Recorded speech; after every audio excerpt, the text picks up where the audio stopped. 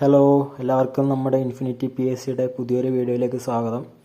അപ്പോൾ നമ്മൾ ഇന്ന് നോക്കാൻ പോകുന്നത് PSC കഴിഞ്ഞ ഏതാനും പരീക്ഷകൾ ചോദിച്ചിട്ടുള്ള ഏറ്റവും പ്രധാനപ്പെട്ട കറണ്ട് അഫയേഴ്സ് ചോദ്യങ്ങളാണ്. ഇനിയുള്ള പരീക്ഷകളിൽ എന്തായാലും വരാൻ സാധ്യതയുള്ള കറണ്ട് അഫയേഴ്സ് ചോദ്യങ്ങളാണ്. കാരണം ഈ ചോദ്യങ്ങളൊക്കെ തുടർച്ചയായി പരീക്ഷകൾ ചോദിച്ചിട്ടുള്ള ചോദ്യങ്ങളാണ്. അതുപോലെ തന്നെ ഒരു പരീക്ഷയിൽ തന്നെ 2 ചോദ്യമൊക്കെ വന്നിട്ടുണ്ട്, ഒരു ക്വസ്റ്റ്യൻ തന്നെ. അപ്പോൾ ഇത് എന്തായാലും നിങ്ങൾ പഠിച്ചു വെക്കേണ്ട ഒരു 9-10 ചോദ്യങ്ങളാണ് നമ്മൾ ഇന്ന് ഇവിടെ ഡിസ്കസ് ചെയ്യുന്നത്. അപ്പോൾ നമുക്ക് വീഡിയോയിലേക്ക് കടക്കാം. ആദ്യത്തെ ചോദ്യം, താഴെ പറയുന്ന പ്രസ്താവനകളിൽ ശരിയേത് ഏതെന്ന് കണ്ടെത്തുക. അപ്പോൾ ഇത് നമ്മുടെ ക്രിസ്റ്റി കാവൻഡറിനെ കുറിച്ചുള്ളതാണ്. ക്രിസ്റ്റി കാവൻഡറിനെ കുറിച്ചിട്ട് ഉള്ള ചോദ്യമാണ്. എന്തായാലും നിങ്ങൾ പഠിച്ചു വെക്കേണ്ടതാണ്. കാരണം നമ്മുടെ അന്താരാഷ്ട്ര ഒളിമ്പിക് കമ്മിറ്റിയുടെ അധ്യക്ഷയായി തിരഞ്ഞെടുക്കപ്പെട്ട ആദ്യ വനിതയാണ് ക്രിസ്റ്റി കാവൻഡറി. അതായത് നമ്മുടെ അന്താരാഷ്ട്ര ഒളിമ്പിക് കമ്മിറ്റിയിൽ ഇതിലായിട്ട് ഒരു വനിതാ മെമ്പർ ഉണ്ടായിട്ടുള്ള, അങ്ങനെ ആദ്യമായി തിരഞ്ഞെടുത്ത ഒരു വുമണാണ് നമ്മുടെ ക്രിസ്റ്റി കാവൻഡറി.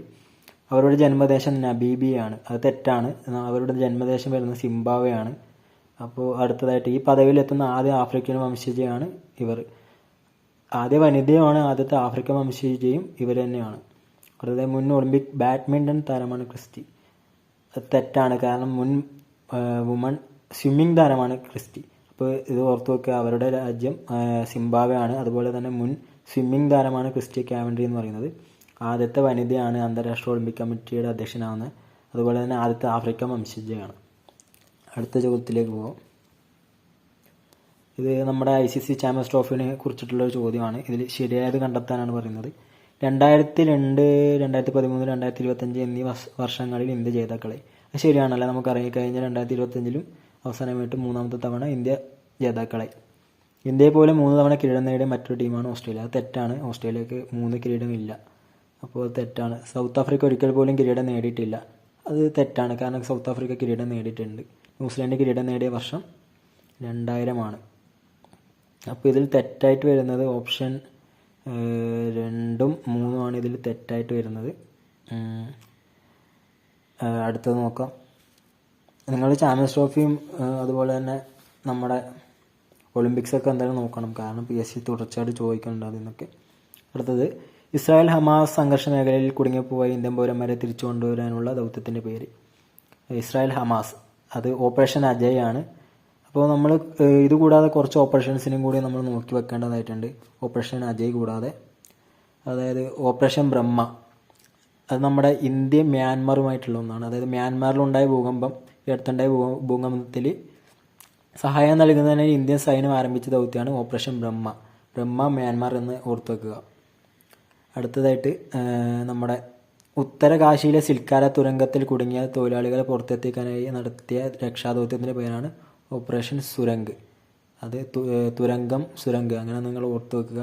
ഉത്തരകാശിയിലെ സിൽക്കാര തുരങ്കത്തിൽ കുടുങ്ങിപ്പോയവരെ രക്ഷിക്കാൻ. അടുത്തതായിട്ട് ഓപ്പറേഷൻ ദോസ്ത്, നമ്മുടെ സിറിയ, തുർക്കി എന്നിവിടങ്ങളിലുണ്ടായ ഭൂകമ്പങ്ങളിൽ നിന്ന് ഇന്ത്യ നടത്തുന്ന രക്ഷാപ്രവർത്തനമാണ്. അതായത് സിറിയയും തുർക്കി അടുത്തിടെ ഉണ്ടായ ഭൂകമ്പത്തിൽ നാശനഷ്ടങ്ങളിൽ നിന്ന് അവരെ സഹായിക്കാനായിട്ട് ഇന്ത്യ നടത്തുന്ന ഒരു രക്ഷാപ്രവർത്തനമാണ് ഓപ്പറേഷൻ ദോസ്ത് എന്ന് പറയുന്നത്. അടുത്തതായിട്ട് ഓപ്പറേഷൻ ഹോപ്പ്. ഓപ്പറേഷൻ ഹോപ്പ് പറഞ്ഞാൽ 2023 മെയ്യിൽ ആമസോൺ വനത്തിലകപ്പെട്ട കുട്ടികളെ രക്ഷപ്പെടുത്താനായി കൊളംബിയൻ സൈന്യം നടത്തിയ ദൗത്യം. അതാണ് ഓപ്പറേഷൻ ഹോപ്പ് എന്ന് പറയുന്നത്. ഇതുകൂടാതെ കുറച്ച് ഓപ്പറേഷൻസ് കൂടി ഉണ്ട്. അത് നിങ്ങൾ ജസ്റ്റ് ഒന്ന് ഗൂഗിൾ ചെയ്യുക. കാരണം എല്ലാം ഇതിൽ പറയുന്നതിനേക്കാളും നല്ല നിങ്ങളത് കണ്ടുപിടിച്ച് കഴിഞ്ഞാൽ നിങ്ങൾ ഒരിക്കലും അത് മറക്കില്ല.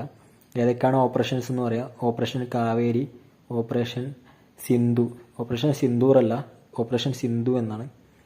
അപ്പോൾ ഇത് നിങ്ങൾ ജസ്റ്റ് ഒന്ന് ഗൂഗിൾ ചെയ്തിട്ട് ഈ 2 ഓപ്പറേഷൻസ് നോക്കുക. അങ്ങനെ ആകുമ്പോൾ നിങ്ങൾക്ക് മറക്കില്ല, നിങ്ങൾ തന്നെ കണ്ടുപിടിച്ചതായതുകൊണ്ട്. അടുത്ത ചോദ്യത്തിലേക്ക് നമുക്ക് പോവാം.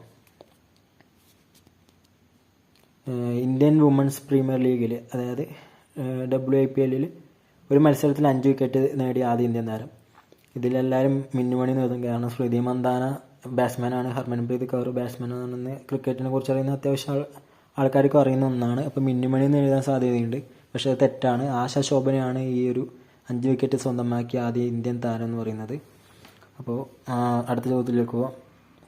സാമൂഹ്യ നീതി വകുപ്പിൻ്റെ പ്രതിഭാ പദ്ധതിയുടെ ഗുണഭോക്താക്കൾ ആരാണ്? ഇത് വയോജനങ്ങളാണോ, ഭിന്നശേഷിക്കാരാണോ, അതോ ട്രാൻസ്ജെൻഡേഴ്സ് ആണോ? ഇതിൻ്റെ ഉത്തരം ട്രാൻസ്ജെൻഡേഴ്സ് എന്നാണ്. അതായത് നമ്മുടെ പ്രതിഭാ പദ്ധതി ട്രാൻസ്ജെൻഡേഴ്സുമായി ബന്ധപ്പെട്ടതാണ്. അടുത്ത ചോദ്യത്തിലേക്ക് പോകാം. ഓപ്പറേഷൻ അമൃത് എന്ന പദ്ധതി എന്തുമായി ബന്ധപ്പെട്ടിരിക്കുന്നു? ഓപ്പറേഷൻ അമൃതൊക്കെ ഇതാണ് ഞാൻ നേരത്തെ പറഞ്ഞത്, ഒരു ക്വസ്റ്റ്യൻ പേപ്പറിൽ തന്നെ 2 തവണ ചോദിച്ചിട്ടുണ്ട് ഇത്. അതുകൊണ്ട് തന്നെ ഇനിയും ചോദിക്കാൻ സാധ്യതയുള്ള ഒരു ക്വസ്റ്റ്യനാണ്. അതുകൊണ്ട് ഇത് എന്തായാലും ബൈഹാർട്ടാക്കി വെക്കുക. അതായത് ആൻറ്റിബയോട്ടിക്കുകളുടെ അമിത ഉപയോഗം തടയാനാണ് ഓപ്പറേഷൻ അമൃത് എന്ന് പറയുന്നത്. അതായത് ആൻറ്റിബയോട്ടിക്കുകൾ നമ്മൾ ഉപയോഗിക്കുന്നത് തടഞ്ഞ് നമ്മുടെ ആരോഗ്യം മെച്ചപ്പെടുത്താനായിട്ട് ആരംഭിച്ചൊരു പദ്ധതിയാണ് ഓപ്പറേഷൻ അമൃത്. അപ്പോൾ ഓപ്പറേഷൻ അമൃത് എന്തായാലും നിങ്ങൾ ബൈഹാർട്ടാക്കി വെക്കുക. അടുത്തതായിട്ട് ഭൂമിയുടെ ലോ എർത്ത് ഭ്രമണപഥത്തിൽ 2 ബഹിരാകാശ വാഹനങ്ങൾക്കിടയിൽ ഡോക്കിങ്ങും അൺഡോക്കിങ്ങും പരീക്ഷിക്കുന്നതിനായി വിക്ഷേപിച്ച ISRO ദൗത്യം. ഇത് സ്പേഡെക്സ് മിഷനാണ് ഇതിൻ്റെ ഉത്തരം വരുന്നത്. ഇതെന്തായാലും നിങ്ങൾ പഠിച്ചു വെക്കുക, കാരണം തുടർച്ചയായി 2 പരീക്ഷകളിൽ ഇത് കണ്ടിട്ടുണ്ട് ഈ ഒരു ചോദ്യം. സ്പേഡെക്സ് മിഷൻ ഡോക്കിങ് അൺഡോക്കിങ് എന്നൊക്കെ കണ്ടാൽ എന്തായാലും നിങ്ങളത് സ്പേഡെക്സ് എന്നാണ് അതിൻ്റെ ഉത്തരം വരുന്നത്. അപ്പോൾ അത് എന്തായാലും നിങ്ങൾ നോട്ട് ചെയ്ത് വെക്കുക. ഡോക്കിംഗ് എന്ന് പറഞ്ഞു കഴിഞ്ഞാൽ സ്പേഡെക്സ് തന്നെ ആയിരിക്കും അതിൻ്റെ ഉത്തരം മിക്കവാറും വരാൻ സാധ്യത. അപ്പോൾ നിങ്ങൾ ഈ ക്വസ്റ്റ്യൻ ഒന്ന് നോക്കുക.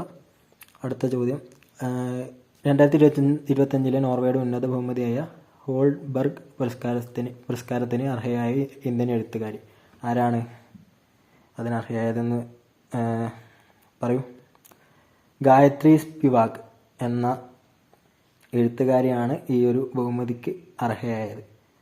അപ്പോൾ ഇത് നമ്മുടെ നോർവേയുടെ ഒരു ഉന്നത ബഹുമതിയാണ് ഹോൾബർഗ് എന്ന് പറയുന്നത്. അപ്പോൾ അതിന് അർഹയായത് ഗായത്രി സ്പിവാക് എന്ന എഴുത്തുകാരിയാണ് അതിന് അർഹയായത്.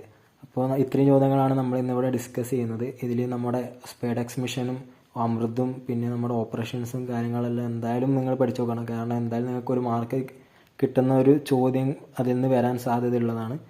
അതുപോലെ തന്നെ നമ്മുടെ ക്രിസ്റ്റി കാവൻഡ്രിയും ഇതൊക്കെ ഇമ്പോർട്ടൻ്റ് ആയിട്ടുള്ള ചോദ്യമാണ്. ഇത്രയും ചോദ്യങ്ങൾ വളരെ ഇമ്പോർട്ടൻ്റ് ആയിട്ടുള്ള ചോദ്യങ്ങളാണ്. അപ്പോൾ നിങ്ങൾ എന്തായാലും അത് നോട്ട് ചെയ്ത് വെക്കുക. വീണ്ടും നമുക്ക് കറണ്ട് അഫയേഴ്സ് വീഡിയോസുമായിട്ട് വീണ്ടും വരുന്നതായിരിക്കും. നിങ്ങൾക്ക് ഈ ചാനൽ ഇഷ്ടപ്പെട്ടെങ്കിൽ നിങ്ങൾ സബ്സ്ക്രൈബ് ചെയ്യുക, വീഡിയോ ഇഷ്ടപ്പെട്ടെങ്കിൽ ലൈക്ക് ചെയ്യുക. നമുക്ക് വീണ്ടും കാണാം. Good bye.